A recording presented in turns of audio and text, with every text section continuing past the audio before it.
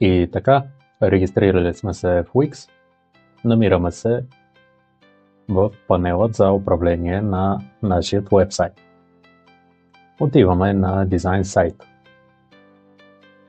Мобилната версия, Manage, управление, Edit, редактирай.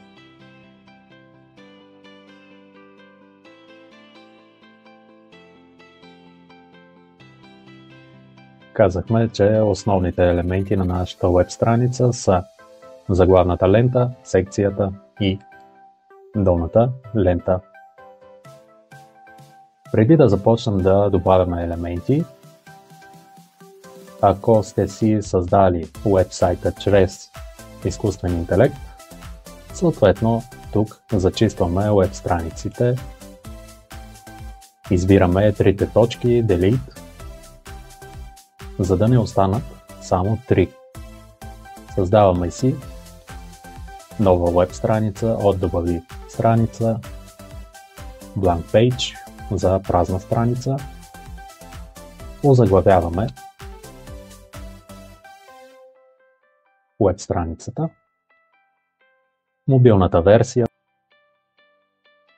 екрани или screens, съответно по същият начин. Оставяме си 3 веб страници, добавяме нова веб страница чрез бутона Add Screen, озаглавяваме веб страницата,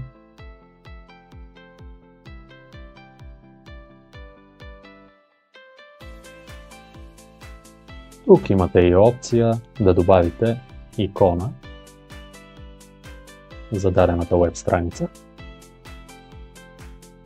Запазваме промените. След като имаме необходимият брой от 3 страници, можем да започнем да добавяме елементи на първата веб страница, начална. Първо ще си създадем меню.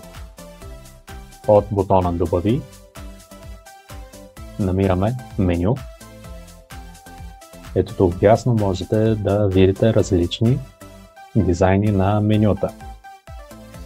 Като съответно ние можем да променяме и самите менюта след като ги добавим. Избираме си даденият елемент. Виждате, когато го влачим, казахме, че Wix работи на принципа Drag and Drop. Когато го влачим, ни излиза съобщение за закачване към даден елемент. В случая секция, ние ще го закачим за заглавната лента.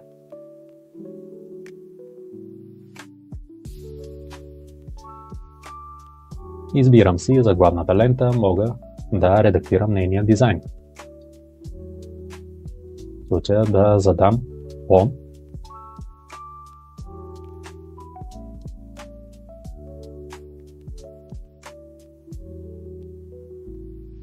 За да редактирам менюто, отивам на бутон Дизайн, промени дизайна. Тук ще зададем плътен цвят.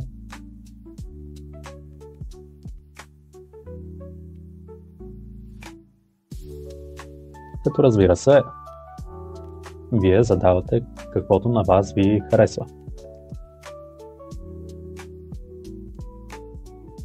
Тук можем да задаваме граници.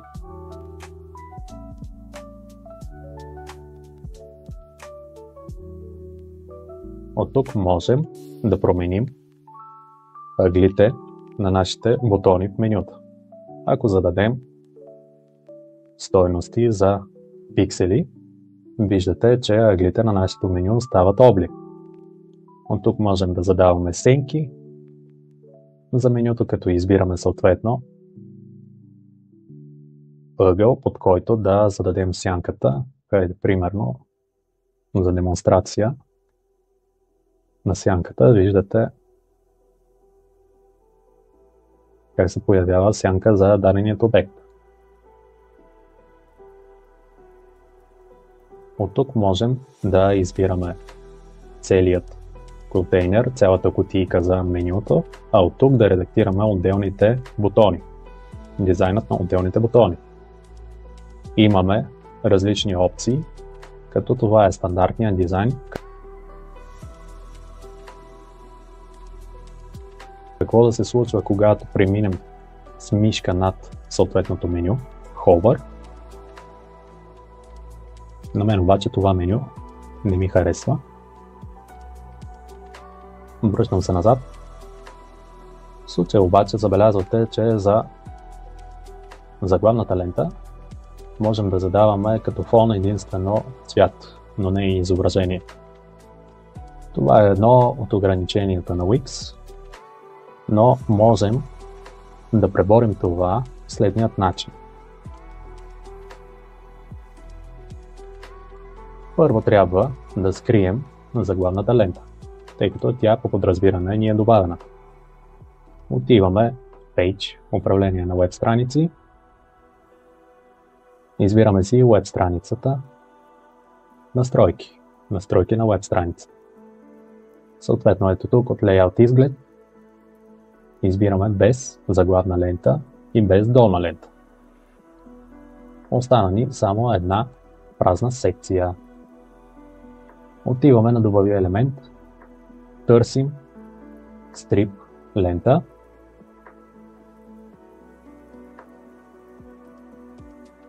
и се добавяме една такава лента, която ще играе роля на нашата заглавна лента.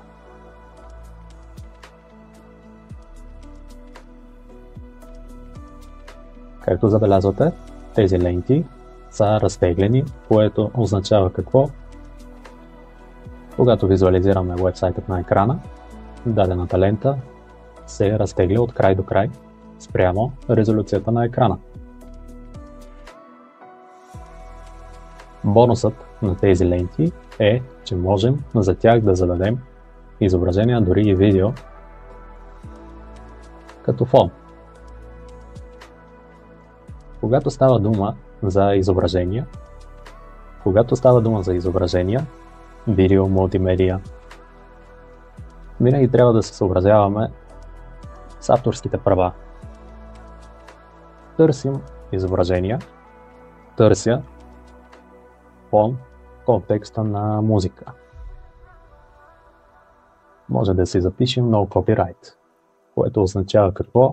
Че можем да използваме даденият материал безплатно. Излизат ви множество уебсайтове, от които можете да изтегляте безплатно материали. Един такъв сайт, който обичам да ползвам, е freepik.com. Отиваме на Freepik, записваме каквото търсим и под лиценз задаваме безплатен free. От тук можете да търсите снимки, икони, видеа. Важното е да зададем безплатен лиценз.